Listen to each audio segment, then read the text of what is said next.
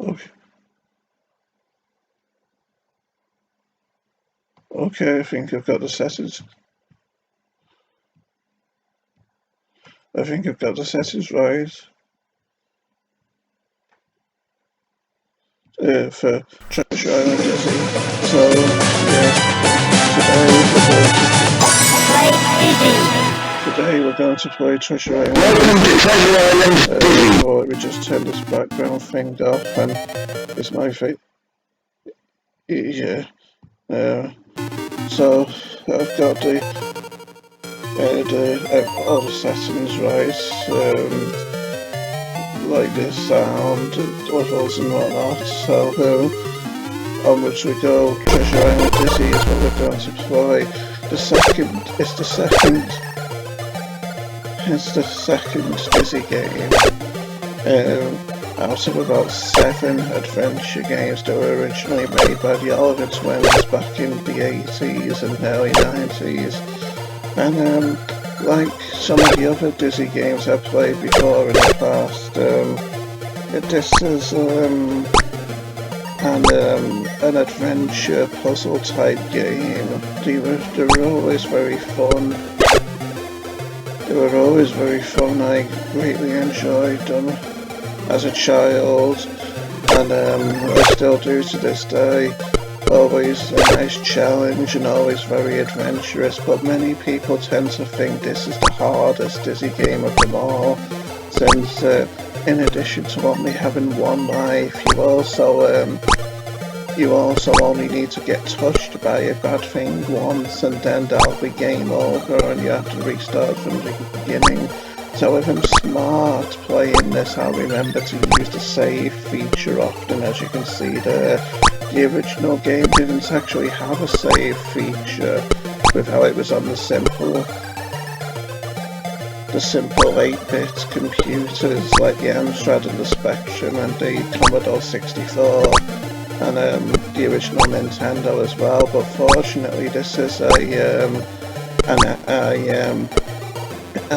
remake of Treasure Island Dizzy, which was done by some of the fine folks at yokefolk.com, which allows saving, because otherwise I probably wouldn't complete it when playing it with how my keyboard is kind of on the way out, with how the up key is very ropey with how it works. Sometimes the up key won't work altogether, and then sometimes it seems to get stuck in the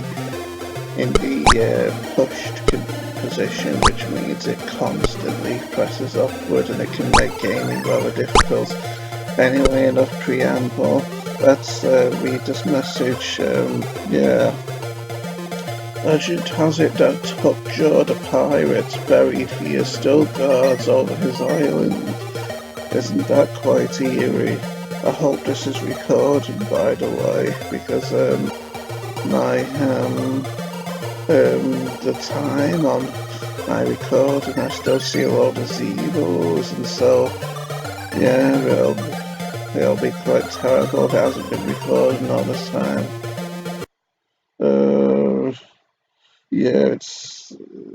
It's recording, so on we go. For some reason it didn't show the changes in the time digits, and now it says 4 minutes. Yet another thing I end up having to worry about in life. Anyway, I won't be picking up this toothpaste here because it's a red herring item, something which Dizzy games were often famous for having in order to throw the player off and make them even more confused. And by the way, isn't this game very prettily coloured? Nice simple graphics, and yet it still looks very aesthetic in my eyes.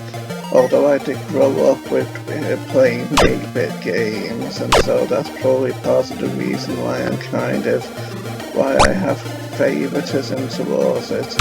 And often coins, which you need to collect in Dizzy games, are hidden behind various items in the background, like behind that window there, which I put down. To Snubbles. Snuggles Street house complex deserted now since the threat of tourists ruining the peaceful life. And yet I don't see any tourists here. If there were tourists here, then my predicament might not be quite so scary. Being here on this deserted island, not knowing how to escape after being marooned here by pirates who didn't take kindly to Dizzy stowing away on their ship. Well, I'm not sure if he was a stowaway or if he was just taking a ride with them and they ended up being not quite so reputable as, not quite reputable, fine folk, I suppose you could say. And I must get out of the habit of checking railings for coins as soon as I start the game, because you don't want to see me making the game boring right away by doing that, even though I've probably talked way too much and played too little already. I'm now going to throw down a save here because we get to the point now where jumping, well, how we manage our jumping will be a matter of life and death, so to speak, and if I die or touch a bad thing once, that'll be game over and I'll have to start from the beginning, as I've said before. So yeah, let's throw down a save and hopefully that'll go fine and we'll be able to continue just as usual. Yeah, didn't know you had to press a key in order to get the save thing off. I thought it would just be timed, but oh well.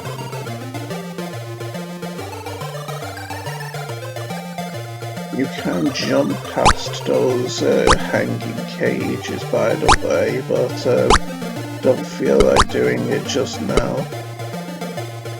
You see, if those hanging cages fall on you, then that's a life lost, funnily enough. Presumably because there's no one here on this island to free Dizzy after he's trapped in one of those cages, and so it means that he'll probably just starve in there after being left in there forever with no one to get him out of it. And that'd be quite a terrible fate, wasn't it? I don't think this singular abuser mag has any actual use in the game either, any tangible usage, but I'll take it for the time being anyway and put it somewhere where it'll stand out just to be sure. And sometimes there's dirty tricks in this game, like cages, which are above the screen that you're actually on, meaning that if you walk underneath, the cage will fall on you from the higher screen and cost you a life. Rather deceptive, I know, but that's old 8-bit gaming for you, isn't it?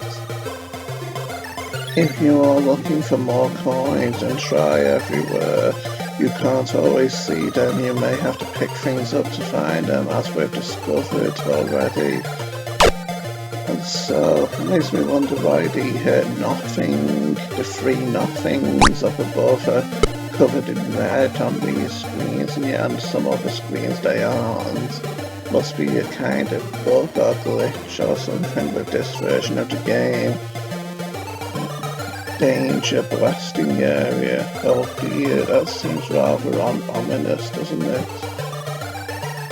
Oh crumbs. And so you can't get by that way, so we'll check under here now.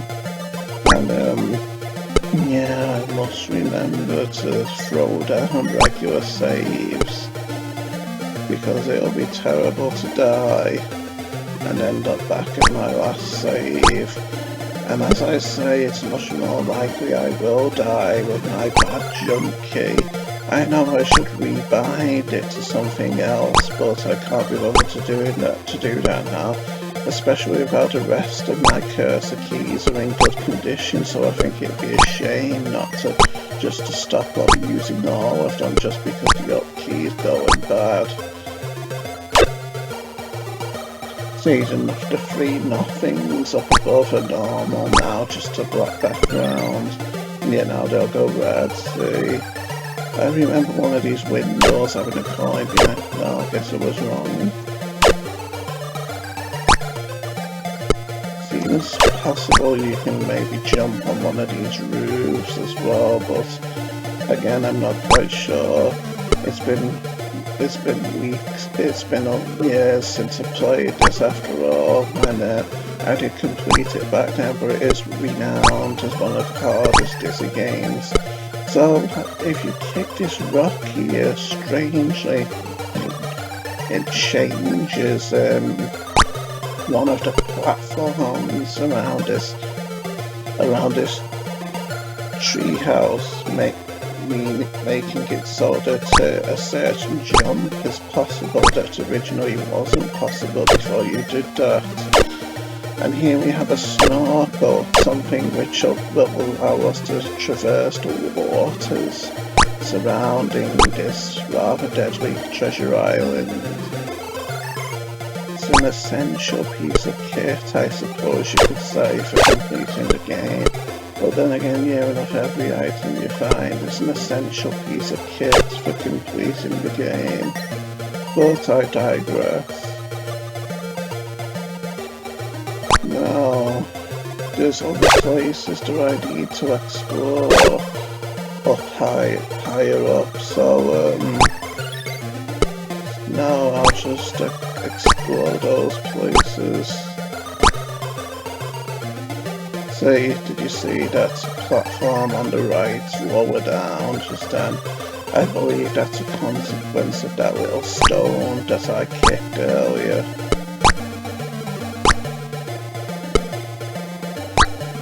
Being very vigilant with my jumping here to make sure the cages don't fall down on me.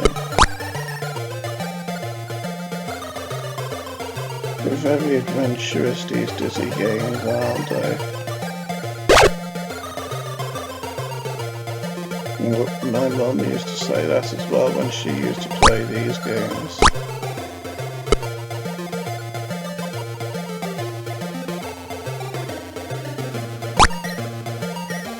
But yeah, on this screen you can jump higher than usual because of how the level is designed.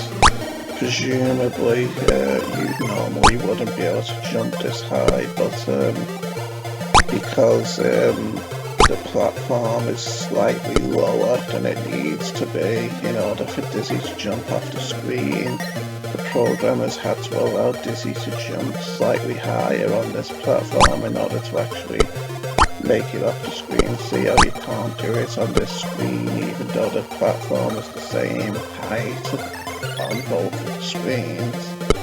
But yeah, you probably don't follow me yet again. I'm probably just rambling on incoherently, aren't I? As always. The best BMX game, BMX Simulator 2, is out, and you won't believe it till you see it. Yes, back in these days, game programmers thought nothing of advertising their other games in the games that were already out, rather blatantly too. I mean, it's not like there's a poster, it's not like it's a poster or anything, but no, it's just a written note that you can read instead. But given that the Oliver Twins were such skilled game programmers and also very nice people if you talk to them on Facebook, well, I'll forgive them. Jumps are really hard sometimes with my busted up key. I'll drop this wooden safety rail here. As you can see, I got back into my old habit of pressing the enter key on just about every railing, and that's because of how often they're hidden in Dizzy games. I've also heard my mum calling to me again. Maybe tea's ready. After all, it took me ages to get these settings right for my playthrough here, so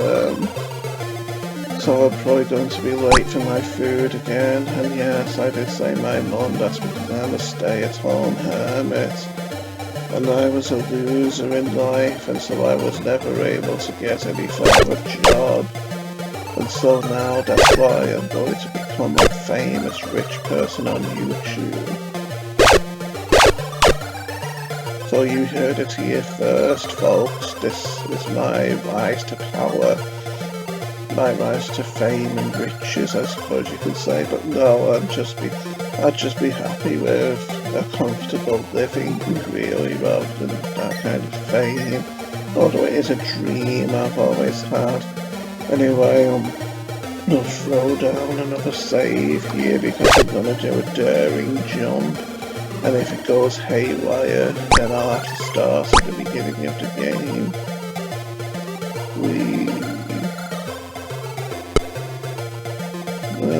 So it's been so long that I can't really remember what to do with the items and whatnot. Well, yeah, I think what I need to do now is get the rubber snorkel, because I remember the sharp glass sword doing something underwater with an underwater puzzle.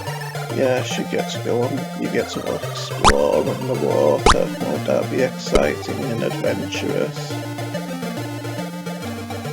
Yeah, I know modern games allow you to search underwater, but sometimes nothing beats the adventurous spirit of good old 8-bit games, I think.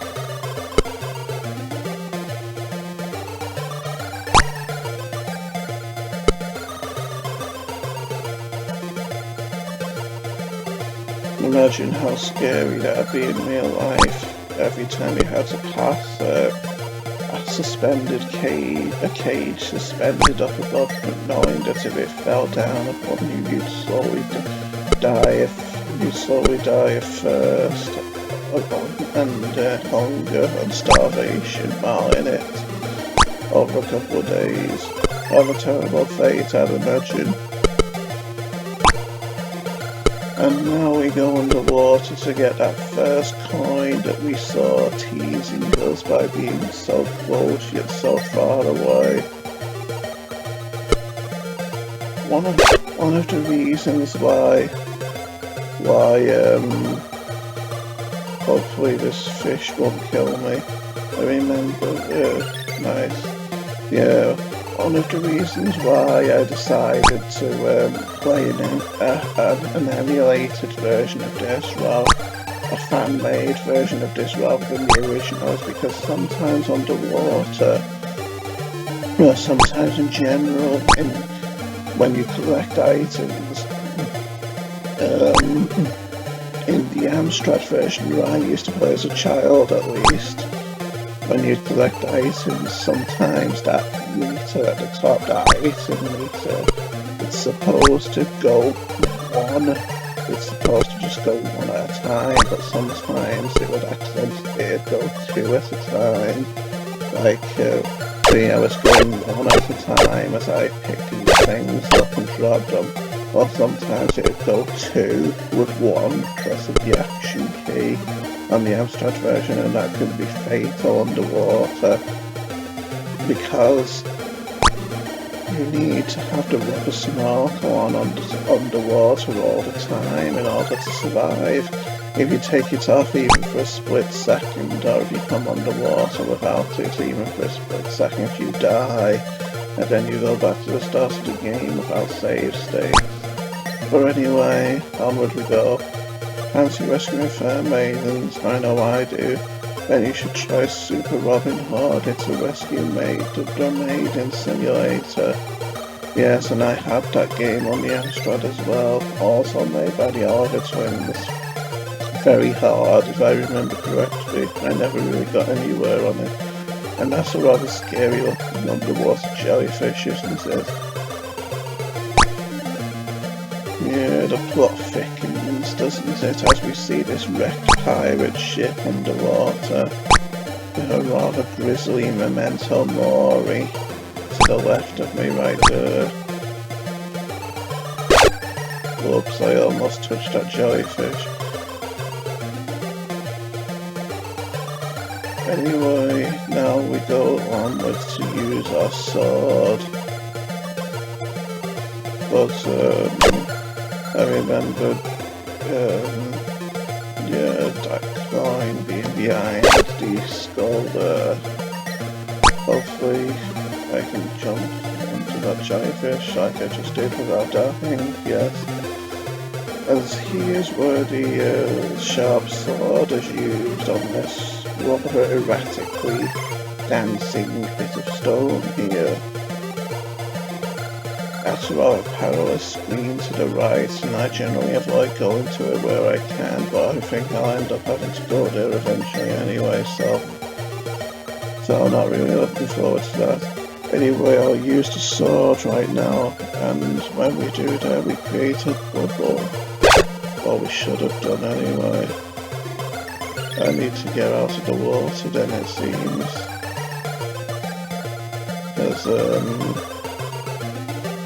Because if I press the action key again, I'll drop the snorkel and I'll die. Right, now what I needed to do, I needed to use the spade on that stone rather than the sword. It's just what I thought I always remembered using the sword on the stone instead. For a spade would be a lot more logical, probably wasn't it, especially with how it's sandy under the water, I think. So back with the rubber snorkel we go.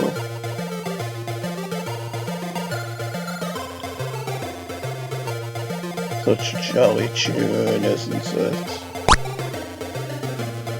And I'll take the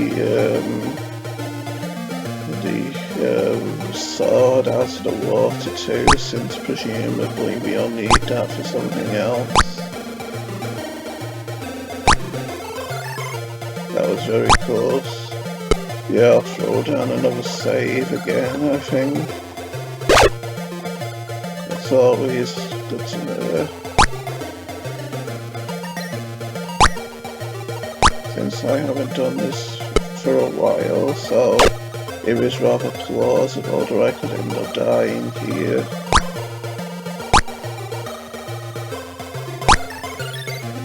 All these creatures are fatal to just one touch is fatal. If you touch them once, that's fatal, yes. But considering that that looks rocky where that stone is, I'm starting to think that maybe the spade won't work after all. But it's worth a try. It's the only solution I can think of after all.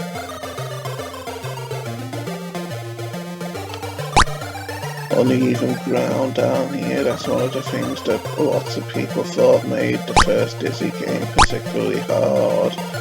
And that's a game that I've completed on my channel, by the way, in some of my other videos if you want to see it completed.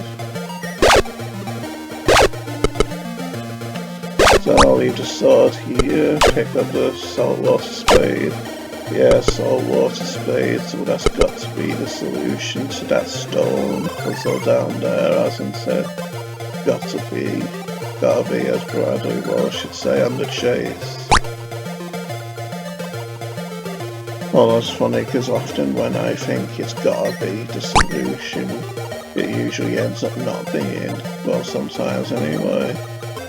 So I'll wait until this frog up above the scary looking frog was gone and then try. But, has it done it? Yeah, that was nice. You still quite easily end up dying down here, so yeah, those fishes are rather awkwardly placed. Because if I jump up from that screen down below when they're in that position, I'll die instantly. So yeah, you've got to be aware of the enemy positions on the surrounding screens as well when you play this game. Still can't properly see how long I've been recording for. I'll check in a minute, I suppose. Anyway, I'll go and read this paper, the scroll. Pro Ski Simulator, one of the classics that made the word simulator stand for quality. It's a shame other publishers are abusing it. That was a bit of a catty moment on behalf of the Oliver twins, wasn't it? Swiping out at other game publishers. I never would have expected that of them, really. But then again, they were young, I suppose. Young and maybe aggressive and frustrated at the world at times, possibly. After all, the gaming industry was a bit of a maybe slightly cutthroat industry back then. And I think this is where the sword is maybe needed. A woodcutter's axe. Interesting. My coins are building up now all day. Survival. Yeah, interesting. I think this is used at the bridge towards the start of the game, I think.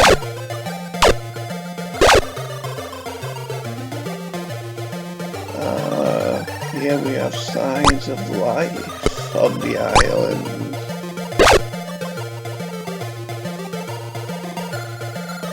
So we aren't totally alone after all. The suspension builds and the plot thickens yet again.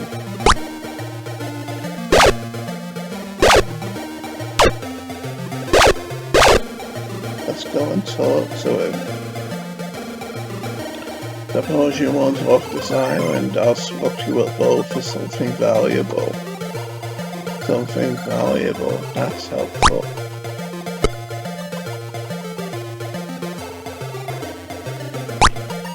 Seems like I've been playing for maybe 27 minutes, so 3 minutes from now I'll stop, I guess. Just need to put something down and then I can pick up this coin here.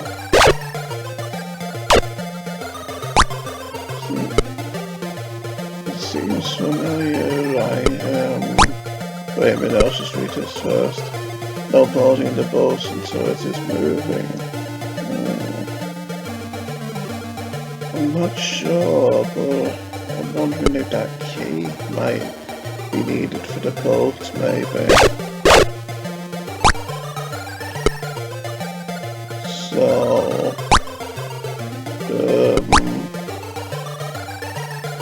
I'm wondering if the sword is needed for that gravestone I just saw earlier on this island. I know I'll need a bucket soon, presumably to fill it with water.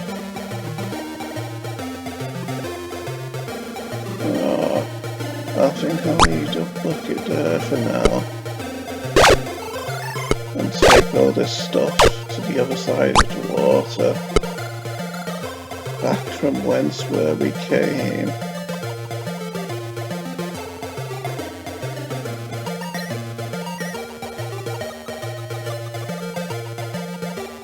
Don't kill me, Mr. Frog. Yeah, it does look very scary with those long legs behind it, doesn't it? Enabling it to swim with grace and poise. Good thing I didn't jump twice there, I would have been dead yet again. Strange how the bubbles come out of my mouth frequently at times and never at other times, isn't it? And back we are here to our bundle of items, well, 2 useless ones anyway and 1 useful one. I think that when I